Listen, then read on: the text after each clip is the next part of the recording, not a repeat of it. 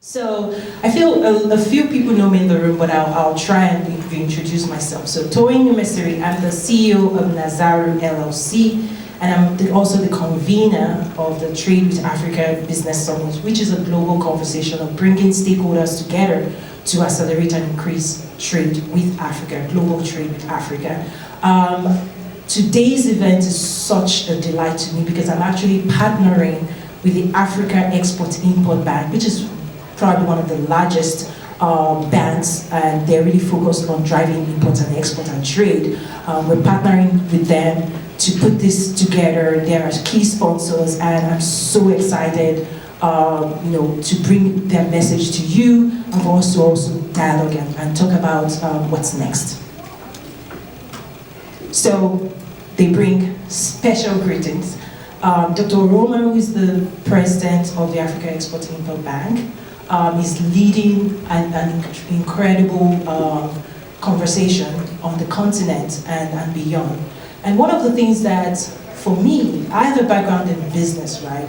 So if you read up some of my stories out there, but all I know is business.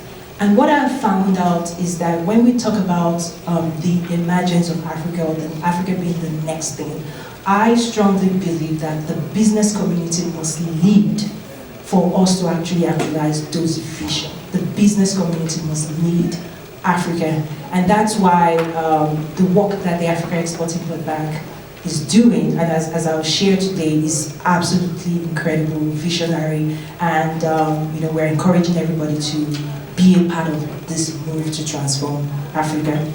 Mrs. Kanayo Awani is the Managing Director for Intra-African Trade initiatives. So this IATF initiative sits right on our desk. She has ownership of this global event. So Intra-Africa Trade Fair 2018 will be held in Egypt.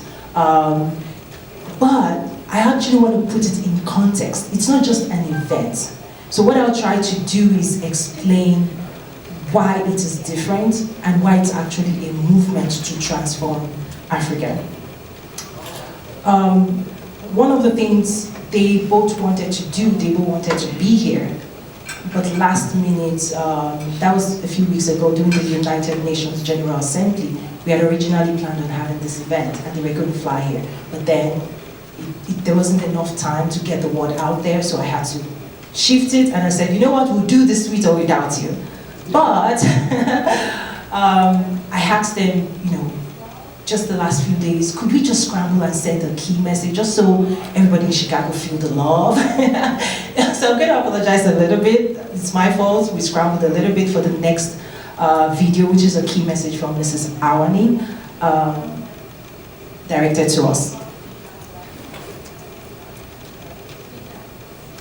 Our ultimate goal as Afreximbank, and also in line with our current strategic plan, is to increase intra-African trade from $170 billion to $250 billion, and by so doing, ensure that intra-African trade share of Africa's total trade reaches 22% by 2021. Following the lessons that we will learn from holding the trade fair, and to ensure that those lessons are turned into tangible gains in pursuit of the fundamental objectives of intra-African trade strategy, Afreximbank will continue to develop and implement solutions that will address the challenges facing intra-African trade. Against this backdrop, I would like to extend invitations to governments and parastatals, export trading companies, financial institutions, the private sector, academia, the creative industry, and all stakeholders on the continent and the diaspora to take up the opportunity to become our partners on this journey to transform Africa by joining hands to support and mobilize all those who need to be there and contribute to the success of the trade fair. Do not let this watershed moment pass you by. Be part of the movement to transform Africa. Be part of the IATF 2018.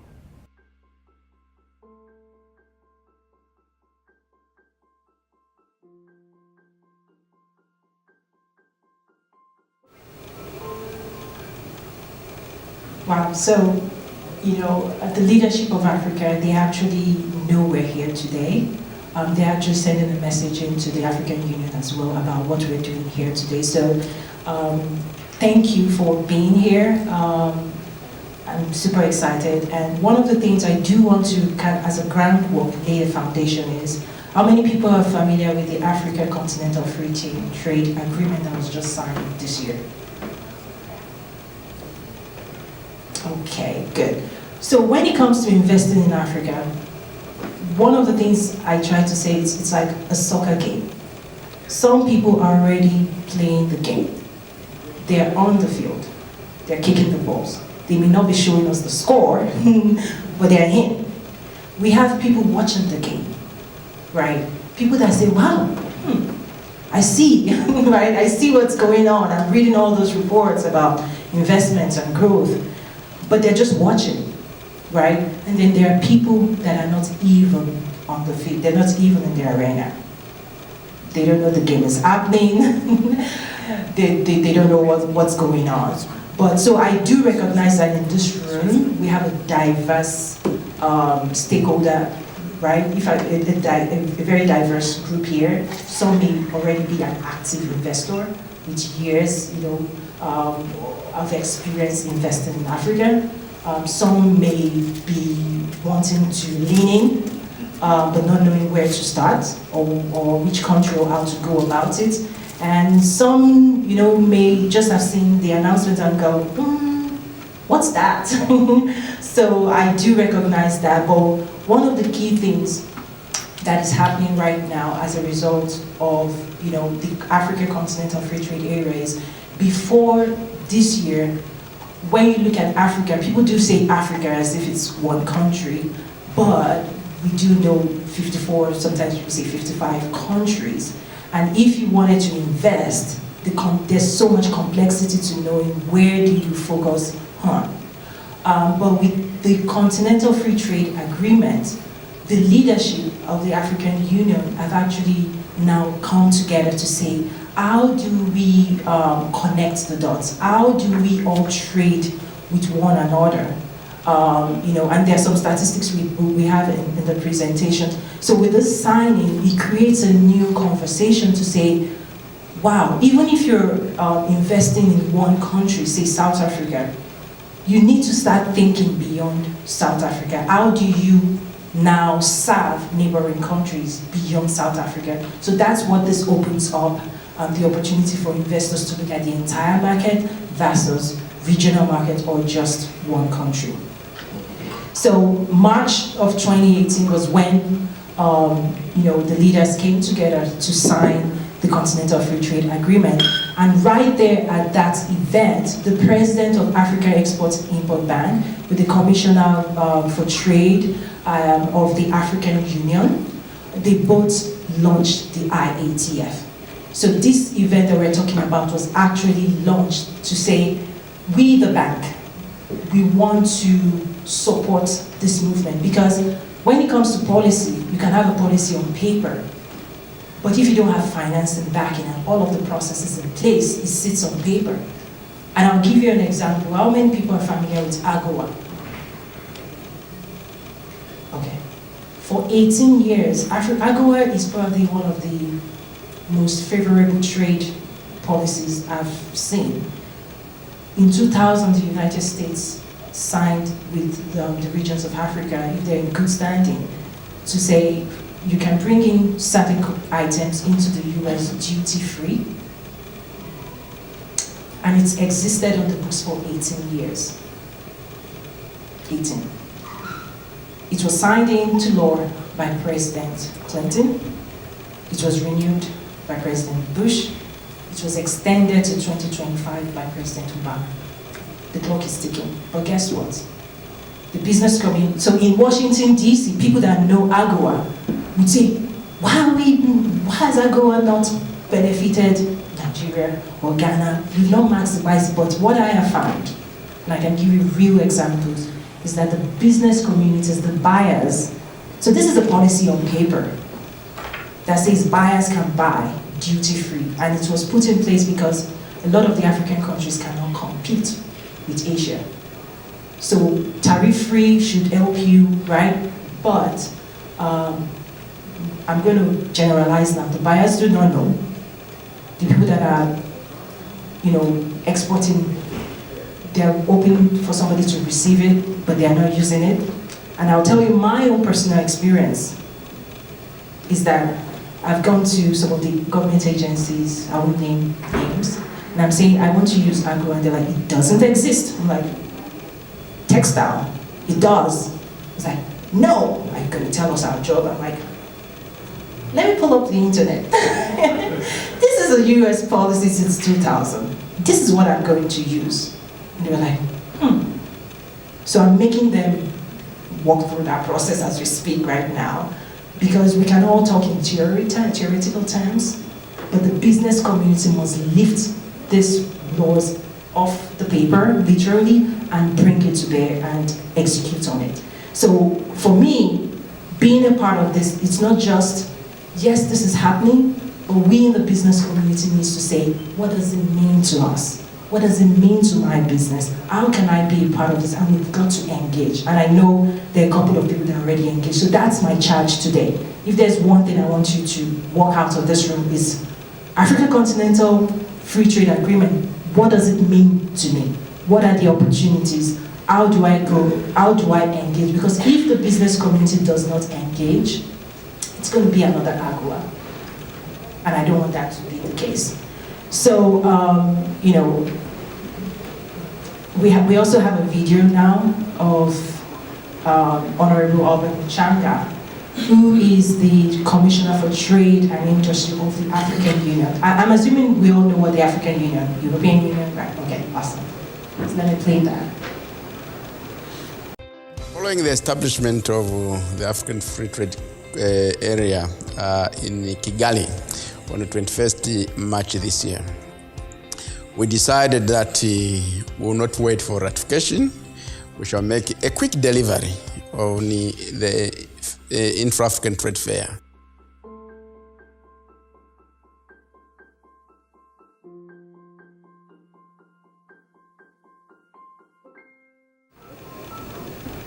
So this is a very, very bold move, I must say, is the fact that Africa is saying we want to trade with one another. And, like I said, we also want to say, what does it mean to us? So in numbers, comparing with other unions, the total trade, when you look at Africa's trade with the rest of the world, sits at 15 to 18% that Africa actually trades with itself. So what we're saying is Ghana to Nigeria, movement of goods and services on the continent sits at 15 to 18%. When we compare that to Europe, 59%, North America, so NAFTA, Canada, and then Mexico, right, 37%, Asia, 51%. So the leadership of the African Union is saying we want to grow that number.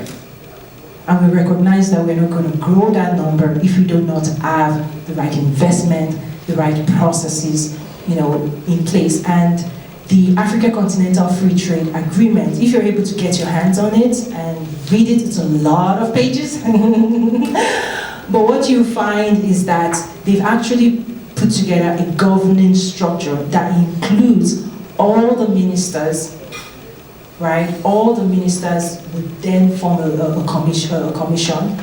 All the heads of state would form, the board, the leadership team. And so this is going to be, I really am excited because it's set up to be successful and we need to be a part of this.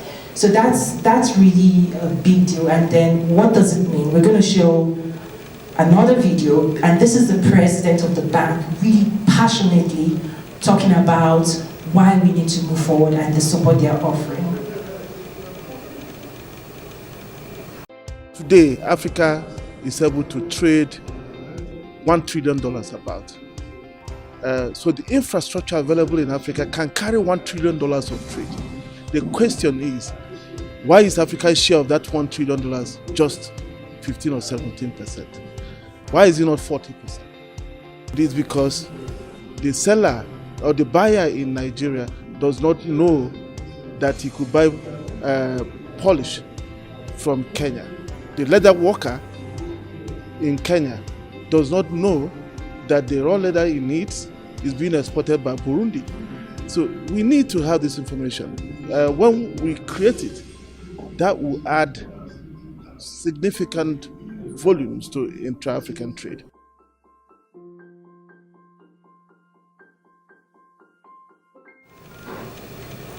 Okay, so just again to bring it home, so I actually run another event as well, annual event, we'll be bringing to Chicago next year, that talks about trade with Africa.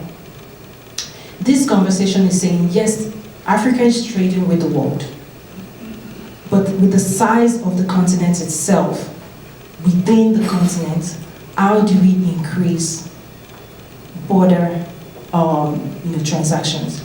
And we can actually learn from South Africa because of that 15 to 18%, if you were to remove South Africa's trade with its neighboring countries, the number drops to 6%. Okay? Right? So South Africa, for so many years, have always been kind of a gateway to Africa. They've positioned themselves, they've been successful at it. But we need to take it beyond. We can learn, we definitely need to learn what are they doing to promote South Africa and to also expand their businesses, multinationals going into South Africa. But why not Ghana? Why not Nigeria? All of that. So this is why we need to think broadly about the continent and also learn from the various regions. So Africa Export-Import Bank, for those people that buy and sell. When I say buy and, when we talk about trade, it sounds exotic, but it's really buying and selling, right? At the end of the day.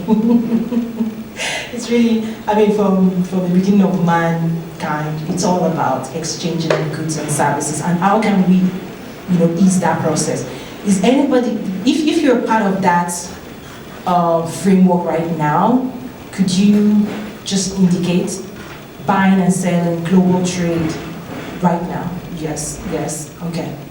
So people in that world, you all know how important information is, right? Information, letter of credit, all of these instruments that would help make your life, easy, better in the process. But what Africa Export Bank is doing is saying, we want to provide a supporting structure to the African Union to make it a reality, right? And in 2017, they actually established a 5-year strategic plan called Impact 2021 Africa Transformed.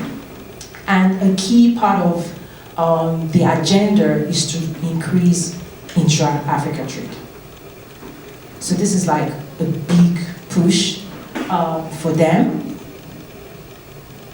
And one of the things they are also, as part of the strategy, is to finance $90 billion of global trade, where 25 billion of that, over that 5-year period, is focused on intra-African trade. So as part of this trade fair, as we'll see, if you're there, they're also saying if you want to trade and you find a trading partner, you don't have to worry about financing. We actually want you to trade. We want to help you close that deal. And when you look at this number, it sounds whoa, right? But for context, 2017, I believe they did about $8 billion financing. About 50% of that sits in Nigeria, which is the largest economy.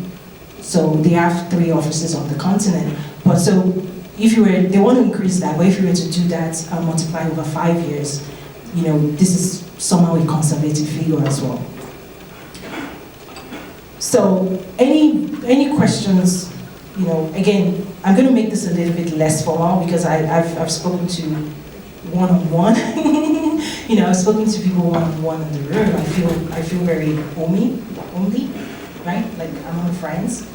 So any reactions right now?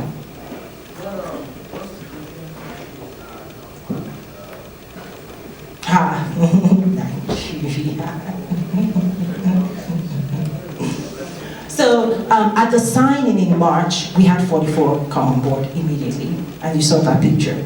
And since March and now, I believe maybe 4 more. South Africa also signed in. There was a news this week that the president of Nigeria actually formed a task force to do more due diligence. Given the size of the market, he said they did not just want to sign, they want to really understand what the implications are to Nigeria. Because what it really means is, with all of the activities happening in Nigeria, with Asia, all of a sudden Ethiopia cannot get a piece of that. Kenya cannot get a piece of that. So they really have to look at it, meaning how easy can Ethiopia sell into Nigeria and vice versa. So those conversations are happening right now. Yes, ma'am. I have two questions. First one is the Intra-African Trade and all of these things and the exchange rate challenge that a lot of the African countries face. So take $1,000 or $500,000 and in terms of like turning it, maybe the exchange rate drops off and suddenly you usually cannot pay that. So are there products that the African Bank is putting in place just to protect companies that want to like invest in those countries that have exchange rate challenges in how to secure that, how they mitigate that risk? And the second question is on standardization. So if you're looking at the Intra-African Trade, is it going to put in place things that ensure that if I order something from a different country, that is the product that I get see, and I don't get something substandard or totally different, are they challenging companies to sign on and, make sure that they Right. Yeah, the second question you have is easier. Yes.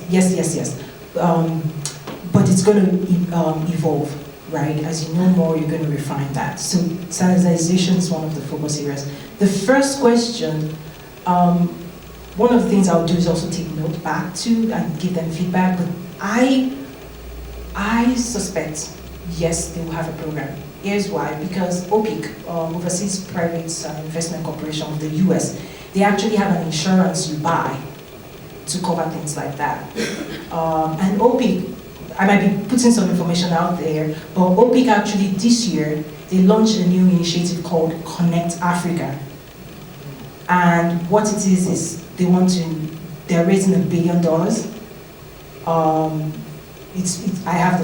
I have contacted, so they sent me the information. It's $1 billion to finance logistics, transportation, ITC, all of that. So OPIC is a US kind of equivalent because it's funded by US taxpayers, but it operates as a bank, but their focus is development.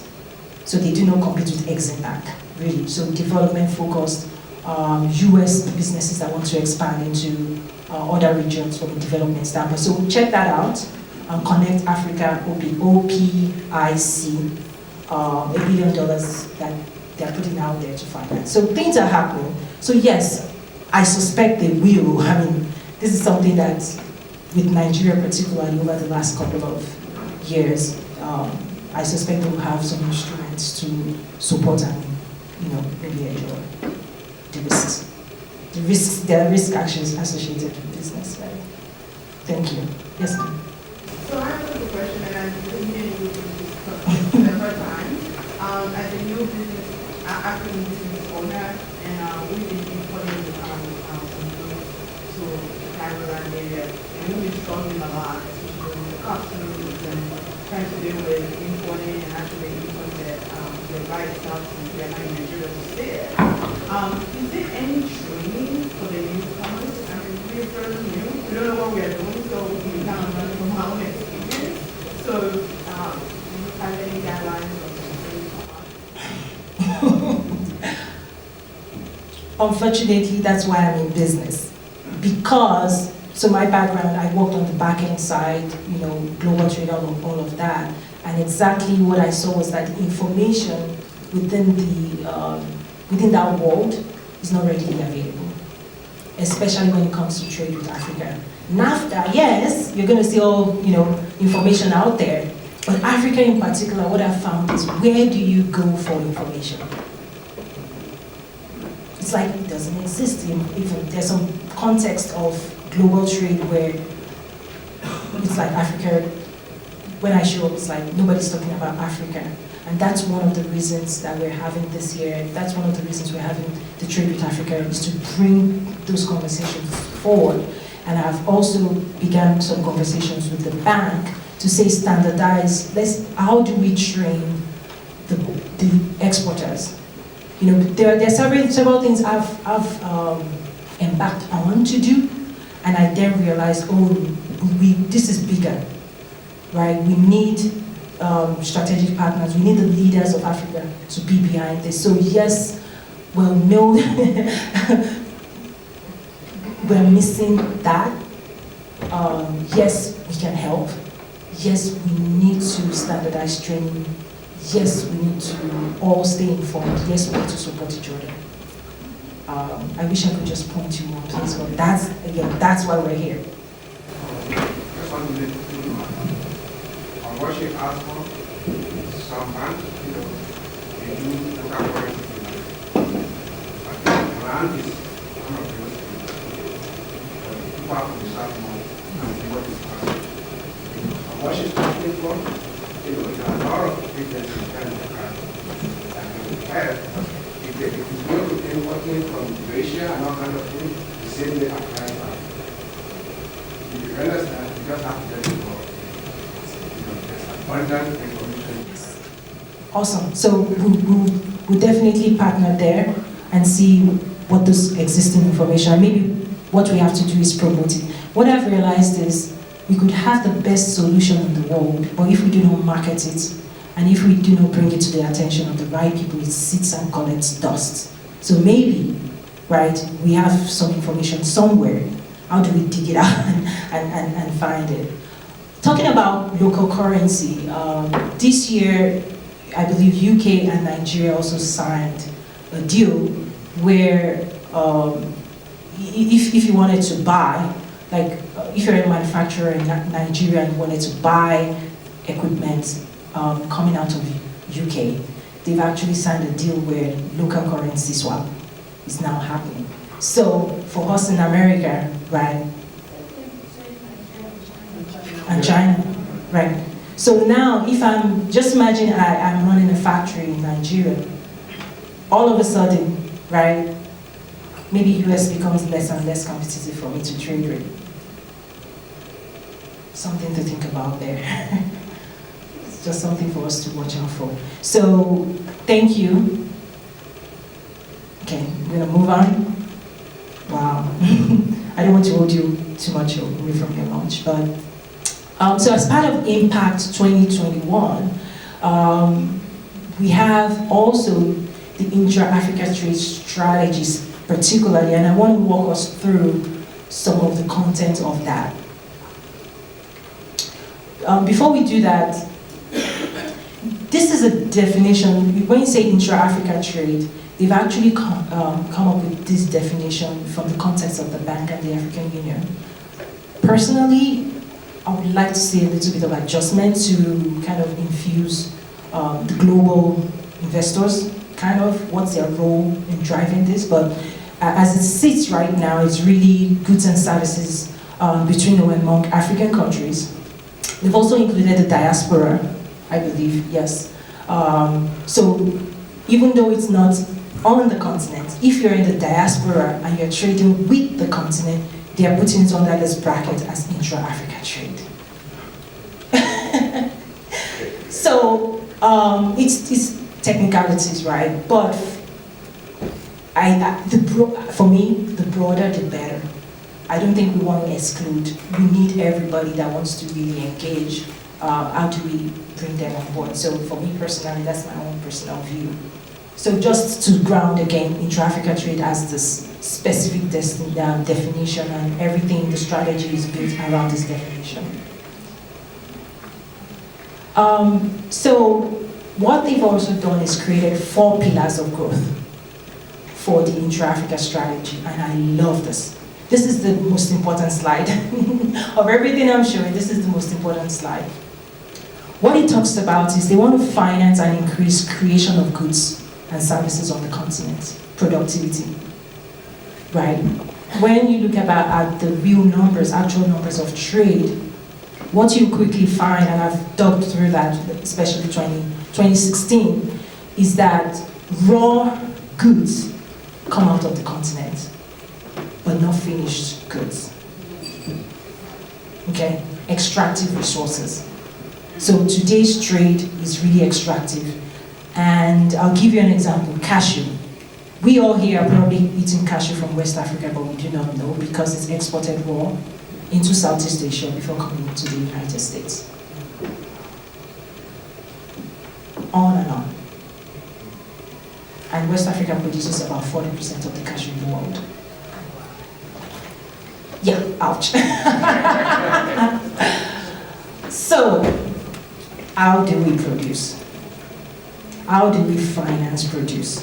Where locally, earlier in the year, I was a keynote speaker at Olim Business School in Missouri, and they have some active projects in Africa, in Nigeria particularly.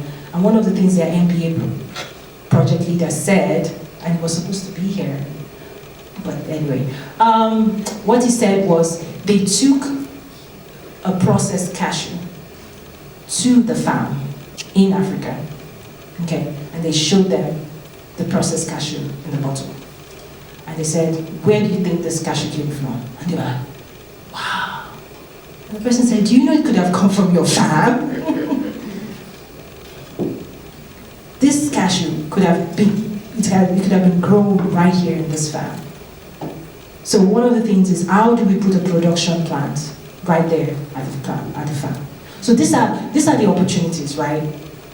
Is to say the global market would reward you for finished goods, right? Versus extractive resources. Extractive resources actually growing somebody else's economy. It's powering America, Asia, the rest of the world, when you look at the real numbers. But now, how do we get that to power Africa? The resources there. So the bank is ready to see projects really about capacity building. We have the workforce. Right now, Africa sits at 1.1 billion. By 2050, at the event we actually had the chief economist for Africa, for the World Bank, present to us their projection. By 2050, Africa is going to have a quarter of the population of the world. It's going to grow to 2.2 billion, while the rest of the world is shrinking. Africa is rapidly growing. It's going to have a young youth workforce. Nigeria in particular, by 2050, is going to be the third largest nation in the world, next to China and India. Yeah, so why are we not watching this? So this is the data that we have, that we're saying Africa is the future. In 1980, the continent had about, I think, 500 million people. Just about 40 years later, it's doubled to 1.1 billion. So that projection, that number is what they're projecting, because I don't think Africa is like slowing down. There's no one-child law, so that it's projected to really grow rapidly. So so we have the youth workforce to produce.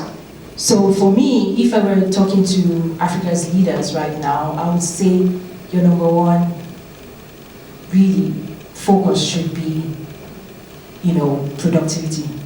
If you could be like China, just produce, right? That's where wealth creation comes in. So yes, financing initiatives that is about, processing goods, building capacity on the ground, and then connect. Part of the I think he actually, I'll just pause. He asked. Yeah, actually, before the comment, it's kind of, the name is Tulu Akere from Singapore, and it's quite, timely that I heard you focus quite on cashew.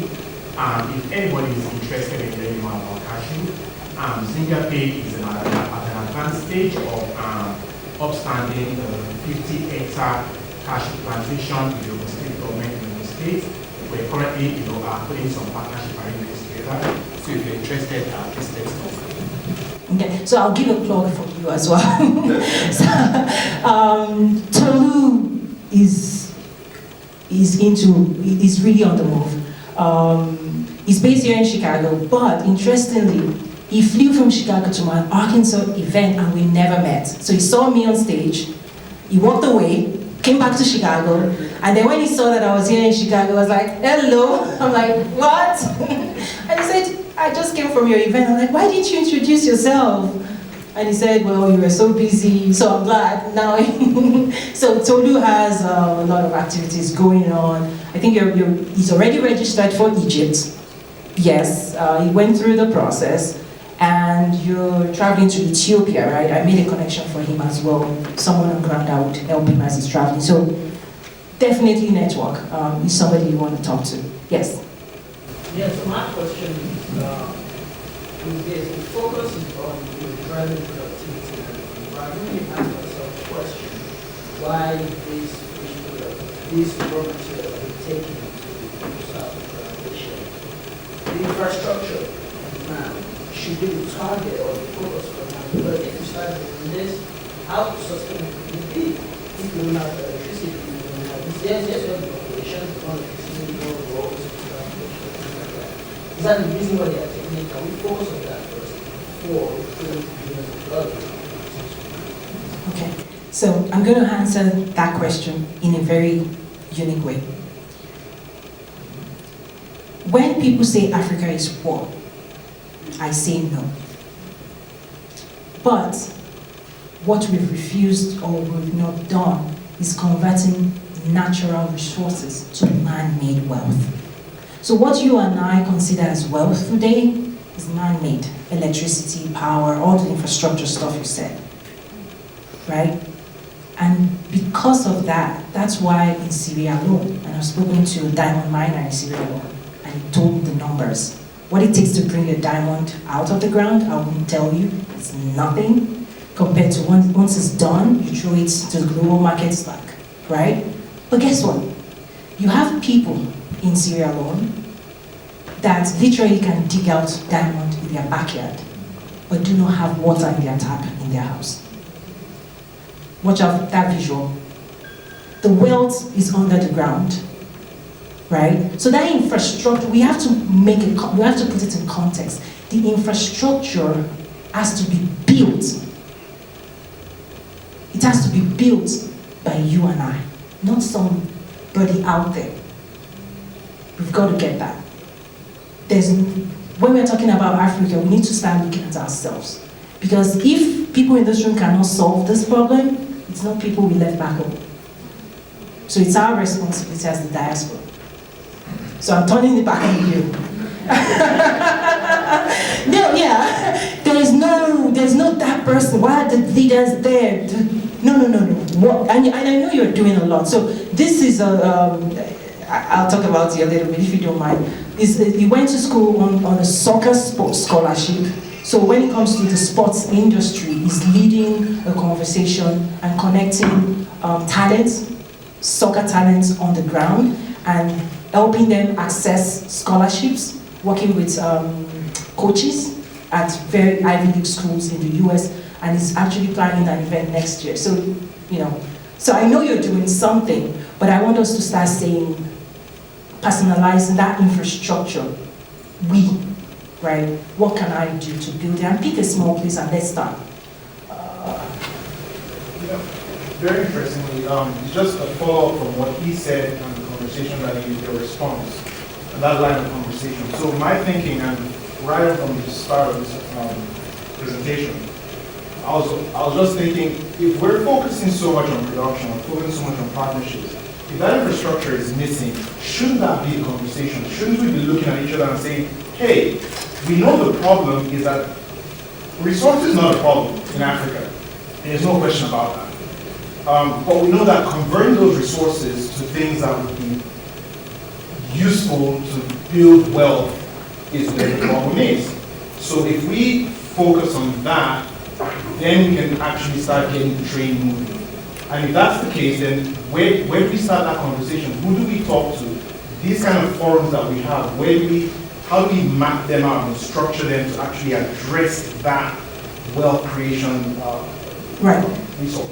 what I would say is it's not either or, it's both. And I know even the president of the bank is addressed this. This was how he answered it. Was and I'm paraphrasing. Even if we do not build any additional infrastructure today, the existing infrastructure can actually carry $1 trillion of trade. Okay, so it's not, as we look at it as parallel, right? Yes, we keep ramping up. What we already have today, let's keep creating access, yes. But we also have to address what you just said. So it's not this or that, but we need people thinking both needs to happen at the same time. Yes. I wanted to talk about what you said and what you said and what you said.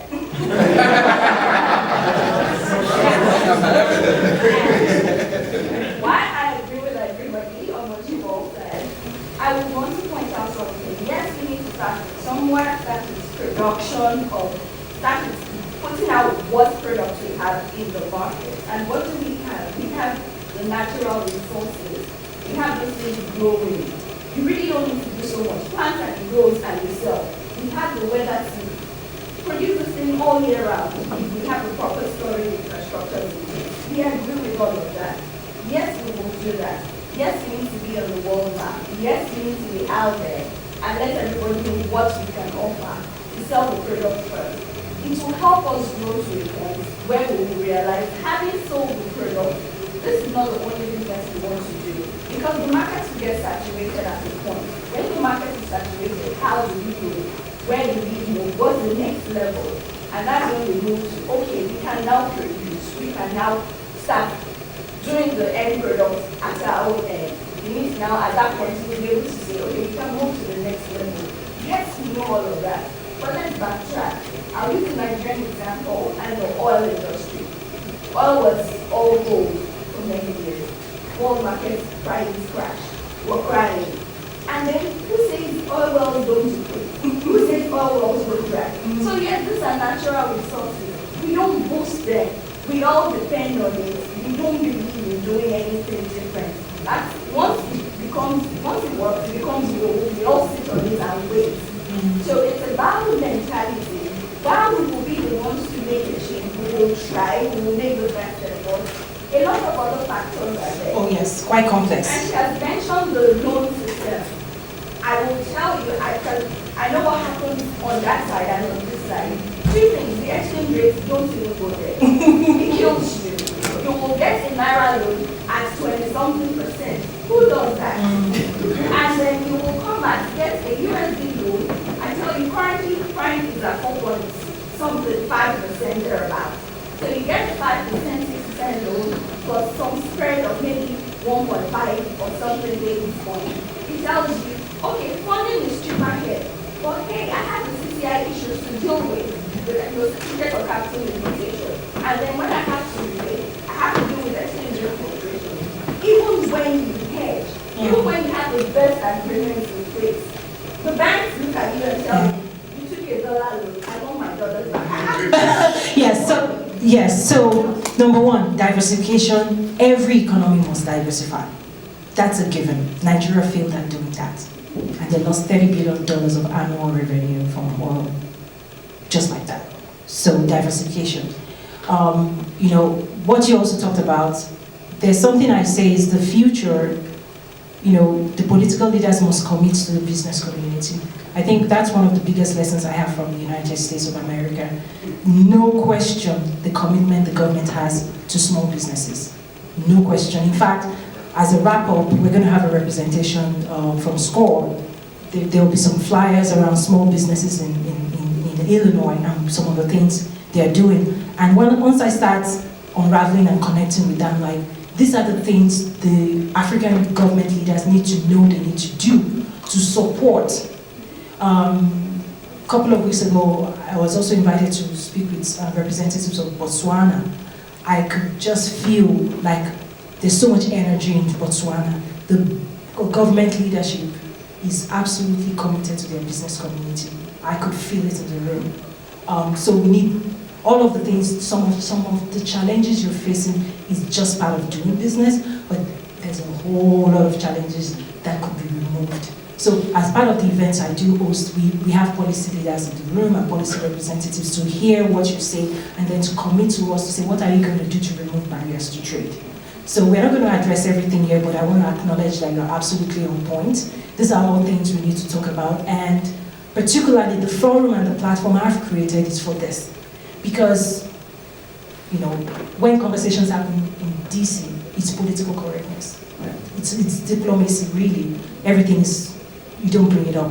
But for me, in the business community, you know, let's address the big elephants in the room and move from there. So thank you for sharing that. I want to really move. Coming in today, this was a presentation.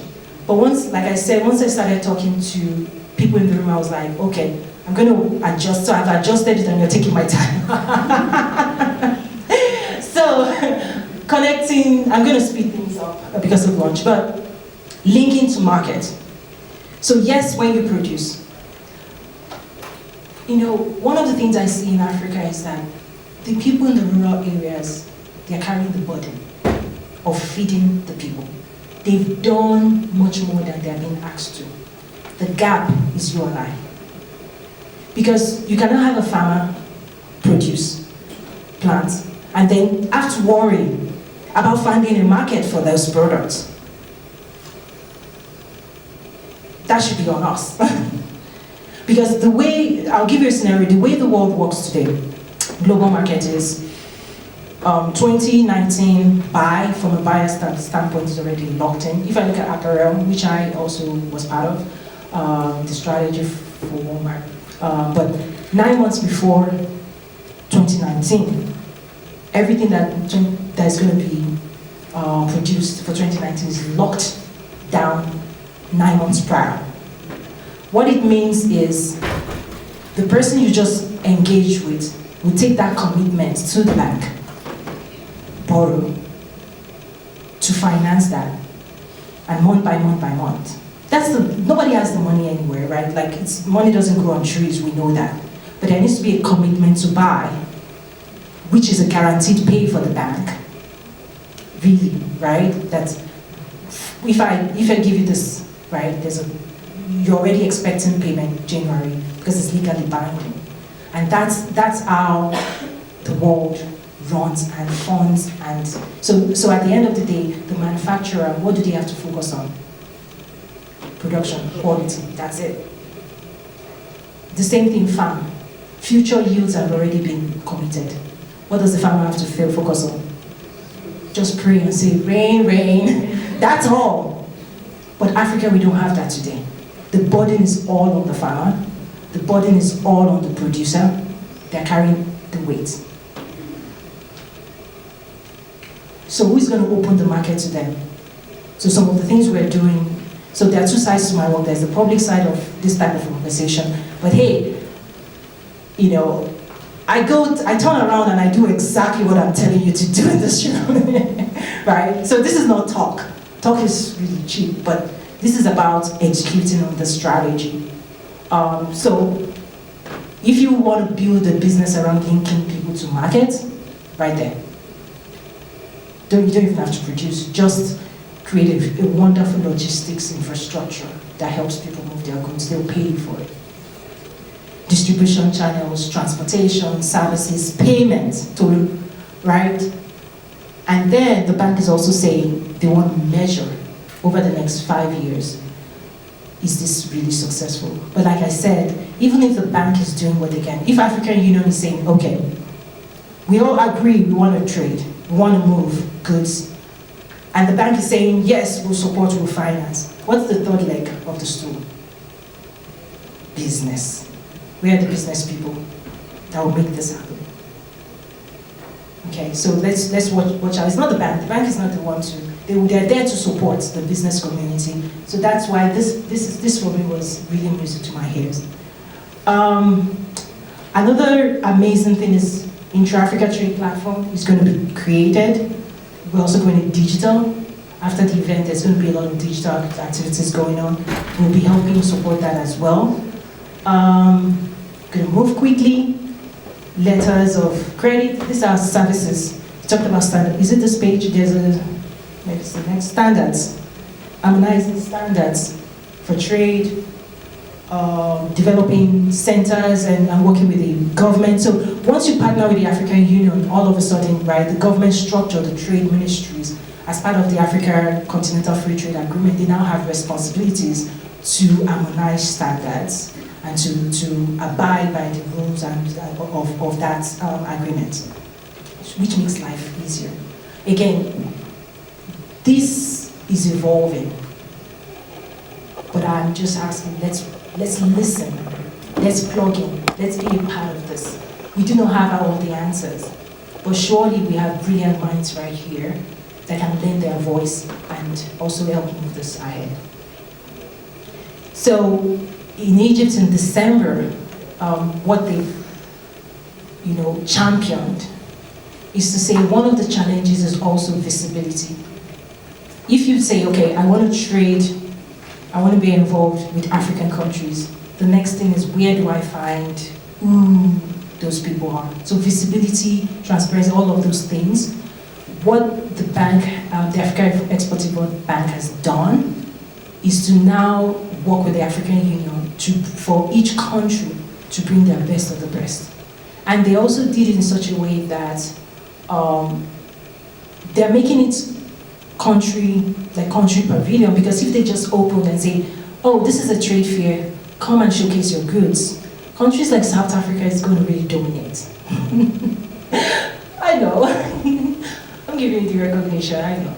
But then smaller countries may not, without the strength, may not be able to, represent themselves properly. So by going with the country pavilion, the country gets to bring their best and brightest business stakeholders. Target numbers for December event, it's a big one. 7 full days of trade show. There's also going to be conferences for that. African heads of state, targeting the $1 billion people on the African continent. They're expecting a lot of foot traffic. So, one, this is an opportunity. If you have good services that you want to put in front of the right people, this is an amazing opportunity to get in front of. If you wanted to go travel, yes, keep traveling, but when you have convened of all the key stakeholders, it doesn't get better than, right there in the room, being able to access those individuals that have traveled from afar. Target industries, really, this is a broad, it's open from sports to arts, music. There's actually a speaker who is a soccer player coming out of Europe.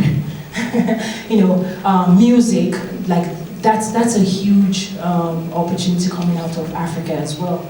So this is really a broad,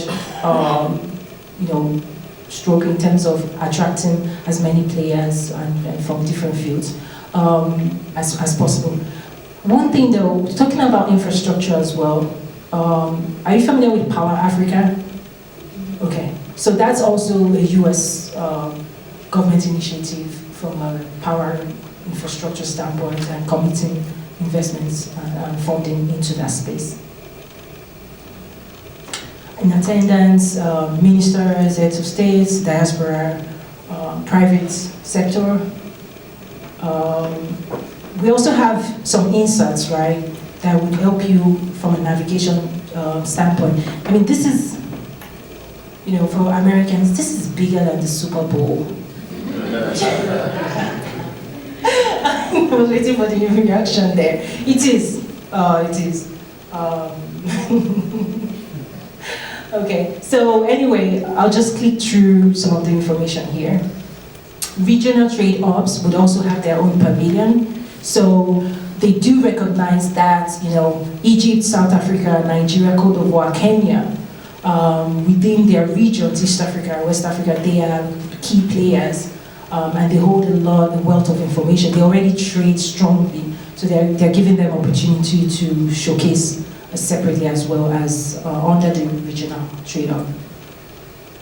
And then Afro-Exim Bank would have a station that, they want you to be able to come there and all your questions, financing questions, right there. They want you to be able to get the answer right there. And if you have deals and you want to close, they'll have the right people there to help make this happen. Egypt being the host country, they get to get quite a significant space to showcase, Egypt and to promote Egypt as well. And there's a conference when it comes to trade financing and payment conference. So as part of the fair, they're also going to be holding a finance payments conference. Though I think that's something you should check out as well. And I'm wrapping this up, but I want to end with a final message from Ms. Kanayo, again, who is, this event is really under our office. And I thank you so much for listening to me. I'm available to talk. You've made this very warm, so I went off script a little bit, so that's good. But please listen to the key message. Our ultimate goal as Afro-Exim Bank, and also in line with our current strategic plan, is to increase intra-African trade from 170 billion US dollars to 250 billion US dollars, and by so doing, ensure that intra-African trade share of Africa's total trade reaches 22% by 2021. Following the lessons that we will learn from holding the trade fair, and to ensure that those lessons are turned into tangible gains in pursuit of the fundamental objectives of intra-African trade strategy, Afro-Exim Bank will continue to develop and implement solutions that will address the challenges facing intra-African trade. Against this backdrop, I would like to extend invitations to governments and parastatals, export trading companies, financial institutions, the private sector, academia, the creative industry, and all stakeholders on the continent and the diaspora to take up the opportunity to become our partners on this journey to transform Africa and join in hands to support and mobilize all those who need to be there and contribute to the success of the trade fair. Do not let this watershed moment pass you by. Be part of the movement to transform Africa. Be part of the IATF 2018. Thank you so much. Thank you. They do have some special rates ending October, and it's just a short video about some of the offers. We can talk about that later, but again, really meeting the right people, getting in front of this conversation, engaging. One of the things I told the organizers was like, we in the diaspora were very comfortable. We're very comfortable, and that's the problem. It's the problem, it's the opportunity. But, so walking out of this room, I don't want you to go back to what you used to do. I want you to get more curious and more involved. And this is evolving as we speak. But, for me, I'm committed to being a part of the growth. I'll take a few final questions. So, first of all, who chooses in each country? Who is responsible for choosing those that are representing them? They're working with the ministry, so it's a governmental. But then you can also register. Oh yes, okay, yes. So to go visit as a delegate, as an attendee, it's actually a free access. If you wanted to go visit, and it's already completed the registration. I want to check this out. I just want to visit, but you go through this registration information. There's eye security involved, so they're going to get your passport information, all of that, like security clearance kind of thing. Once it's approved, that's it, right? Tolu? Exactly. Okay. So to go and explore and visit, it's free. Now to be an exhibitor is what I was just showing as well. That's where I'm trying to get off this. Okay, so that's where you get the space. You have to pay for the square footage and to display your goods or services. And then also for bigger players that want to sponsor, like brands like the Super Bowl, we also have some information for companies that want to really sponsor and get their brands out there to this great audience. Did that? Okay. One last question? None? Yay. Launch courtesy African Export-Import Bank, and coming out of launch, we're probably going to adjust time. Ms. Shakira here will be giving us a presentation about investing in South Africa. But let's take the full hour of launch, because there are some questions. I want some table discussions to go on. As you're having lunch, please get to know the people on your table, connect with them, because again, there are different stakeholders in the room that you can learn from. Thank you again. Have a great lunch.